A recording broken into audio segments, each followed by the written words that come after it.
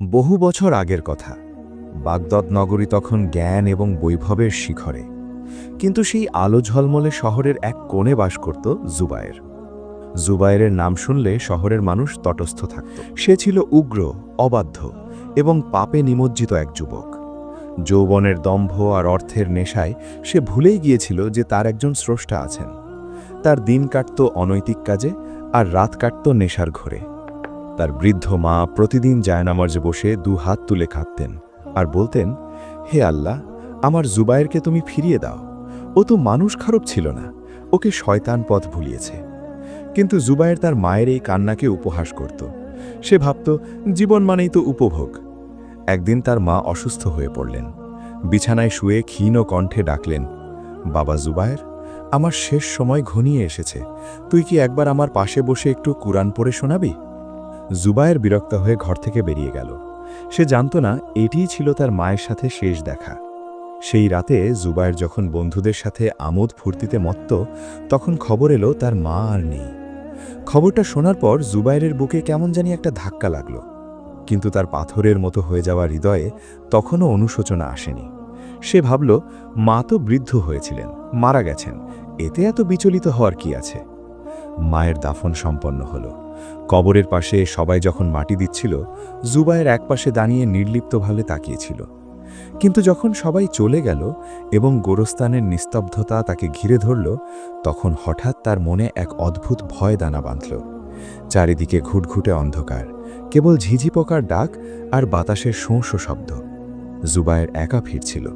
পথে হঠাৎ তার কানে এক সুমধুর কণ্ঠ ভেসে এলো। কেউ একজন গভীর রাতে নির্জনে কুরআন তেলাওয়াত করছে। সে কৌতূহলী হয়ে শব্দের উৎস খুঁজতে লাগল। দেখল মসজিদের কোণে এক বৃদ্ধ সিজদে পড়ে অঝরে কাঁদছেন আর বলছেন, হে আমার রব, আমি তোমার কাছে ক্ষমা চাই। আমি জানি আমার গুনাহ আসমানের সমান, কিন্তু তোমার রহমত তো ৭ আসমানের চেয়েও বড়। জুবায়ের থমকে দাঁড়াল। বৃদ্ধের কণ্ঠের সেই আরতি, সেই মায়াবী সুর তার হৃদয়ের দেয়ানে যেন হাতুড়ির মতো আঘাত করতে লাগল। সে ভাবল, এই বৃদ্ধ লোকটি তো দেখতে অনেক পরহেজগার মনে হচ্ছে, তবুও তিনি এভাবে কাঁদছেন। আর আমি তো পাপে ডুবে আছি, আমার তো বুক ফেটে কান্না আসার কথা ছিল। সেদিন রাতে জুবায়ের বাড়িতে ফিরল, কিন্তু ঘুমাতে পারল না। বিছানায় এপাশ ওপাশ করতে করতে তার চোখে ভেসে উঠতে লাগল তার মায়ের সেই অশ্রুজল মুখখানা।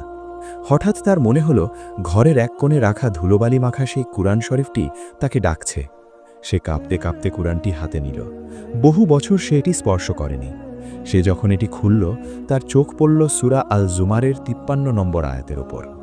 বলুন, হে আমার বান্দাগণ, যারা নিজেদের উপর জুলুম করেছ, আল্লাহর রহমত থেকে নিরাশ হইও না। নিশ্চয়ই আল্লাহ সমস্ত গুনাহ ক্ষমা করেন। তিনি ক্ষমাশীল, পরম দয়ালু। আয়াতটি পড়া মাত্রই জুবায়েরের শরীরের ভেতর দিয়ে যেন এক বিদ্যুৎ খেলে গেল। তার মনে হল, এই কথাটি সরাসরি আল্লাহ তাকেই বলছেন। এতদিনকার জমানো সব অহংকার, সব দম্ভ তাসের ঘরের মতো ভেঙে পড়ল। সে ঘরের মেঝেতে লুটিয়ে পড়ল, তার চোখ দিয়ে গড়িয়ে পড়ল তপ্ত অশ্রু। যে চোখ কখনো আল্লাহর ভয়ে ভেজেনি, আজ সেই চোখ দিয়ে বাঁধ ভাঙা জোয়ারের মতো পানি নামছে। সে সারা রাত কাঁদল। সে বারবার বলতে লাগল, ইয়া আল্লাহ, আমি অনেক বড় অপরাধী, আমি কি ক্ষমা পাব? সেই রাতের অন্ধকার যখন কেটে গিয়ে ভোরের আলো ফুটল, তখন বাগদাদের মানুষ এক নতুন জুবায়েরকে দেখল। যে জুবায়ের মানুষকে কষ্ট দিত, আজ তার চেহারা থেকে ঝরছে প্রশান্তির নূর। সে সিদ্ধান্ত নিল, সে আর এই শহরে থাকবে না। যেখানে পদে পদে পাপের হাতছানি, সেখানে সে থাকতে চায় না। সে বেরিয়ে পড়ল এক অজানার উদ্দেশ্যে, যেখানে কেবল সে আর তার রব থাকবে। পাহাড়ের আঁকাবাঁকা পথ ধরে সে হাঁটছে। তার সম্বল বলতে কেবল একটি লাঠি আর অন্তরে আল্লাহর ভয়। পথে পথে সে কত মানুষের উপকার করল, কত অভুক্তকে নিজের খাবার বিলিয়ে দিল। মানুষ অবাক হয়ে তাকে দেখত। কেউ কি বিশ্বাস করতে পারত যে এটিই সেই দুর্ধর্ষ জুবায়ের? একদিন মরুভূমির তপ্ত বালুর ওপর দিয়ে হাঁটতে হাঁটতে জুবায়ের ক্লান্ত হয়ে পড়ল। প্রচণ্ড তৃষ্ণায় তার বুক ফেটে যাচ্ছিল। আশেপাশে কোথাও পানির চিহ্ন নেই। সে এক গাছের ছায়ায় বসে পড়ল। তার মনে হল, সম্ভবত এটাই তার শেষ সময়। সে হাত তুলল আকাশের দিকে। তার ঠোঁট দুটো তখনও আল্লাহর জিকিরে কম্পমান। হঠাৎ সে দূরে এক কাফেলা দেখতে পেল। মরুভূমির তপ্ত বালুর ওপর যখন জুবায়ের নিথর হয়ে পড়েছিল, তখন তার চারপাশের পৃথিবীটা ক্রমেই ঘোলাটে হয়ে আসছিল। তার হৃদয়ের গহীন থেকে কেবল একটি সুর প্রতিধ্বনিত হচ্ছিল, ইয়া রাব্বুল আলামিন, আমাকে পবিত্র না করে এই পৃথিবী থেকে বিদায় দিও না। ঠিক সেই মরণাপন্ন অবস্থায় কাফেলার এক উট চালকের চোখে পড়ল গাছের তলায় পড়ে থাকা জুবায়েরকে। কাফেলার সর্দার ছিলেন একজন অত্যন্ত দয়ালু বৃদ্ধ, নাম তার শেখ ওসমান। তিনি কাফেলা থামানোর নির্দেশ দিলেন। তারা জুবায়েরের মুখে ঠান্ডা পানির ঝাপটা দিল। তার শুকনো ঠোঁটে কয়েক ফোঁটা পানি স্পর্শ করালো। কিছুক্ষণ পর জুবায়ের চোখ মেলে তাকালো। সে দেখল একদল নুরানি চেহারার মানুষ তাকে ঘিরে দাঁড়িয়ে আছে। তারা সবাই হজের উদ্দেশ্যে মক্কার পথে রওনা হয়েছেন। জুবায়ের বুঝতে পারল আল্লাহ তাকে পুনরায় জীবন দান করেছেন একটি বিশেষ কারণে। শেখ ওসমানের সেবায় জুবায়ের ধীরে ধীরে সুস্থ হয়ে উঠল। কাফেলার মানুষেরা তাকে পরিচয় জিজ্ঞেস করলে সে শুধু বলল, আমি এক নগণ্য গুনাহগার, যে নিজের পাপের বোঝা বইতে না পেরে আল্লাহ রহমতের সন্ধানে পথে বেরিয়েছে।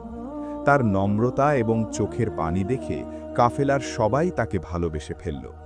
জুবায়ের এই কাফেলার সাথে চলতে শুরু করল, কিন্তু সে অন্য সবার মতো ছিল না। সে কাফেলার সবচেয়ে কষ্টের কাজগুলো নিজের কাঁধে তুলে নিল। মরুভূমির তীব্র শীতে যখন সবাই তাঁবুর নিচে ঘুমানোর প্রস্তুতি নিত, জুবায়ের তখন উটগুলোর তদারকি করত। কাফেলার বৃদ্ধদের অজু করার পানি এনে দিত। গভীর রাতে যখন সবাই ঘুমে মগ্ন, তখন সে নির্জনে মরুভূমির বালিতে কপাল ঠেকিয়ে কান্নায় ভেঙে পড়ত। পথ চলতে চলতে একদিন কাফেলাটি এক ভয়ঙ্কর গিরিপথের সামনে এসে পৌঁছল। লোকমুখে শোনা যেত এই পথে দস্যুদের আনাগোনা খুব বেশি। সবাই ভয়ে ততস্থ, কিন্তু জুবায়ের ছিল শান্ত। সে কাফেলার সর্দারকে বলল, চাচা, আপনি ভয় পাবেন না। যে আল্লাহ আমাদের এত দূর এনেছেন, তিনি আমাদের মাঝপথে ছেড়ে দেবেন না। ঘটনাচক্রে সেই রাতেই একদল সশস্ত্র দস্যু তাদের ঘিরে ফেলল। কাফেলার মানুষেরা যখন ভয়ে কাঁপছে, জুবায়ের তখন ধীর পায়ে দস্যু সর্দারের সামনে গিয়ে দাঁড়াল। দস্যু সর্দার তার উন্মুক্ত তলোয়ার জুবায়েরের গলায় ঠেকিয়ে গর্জে উঠল, তোর কাছে যা আছে সব দিয়ে দে, না হলে কল্লা নামিয়ে দেব। জুবায়ের হাসল।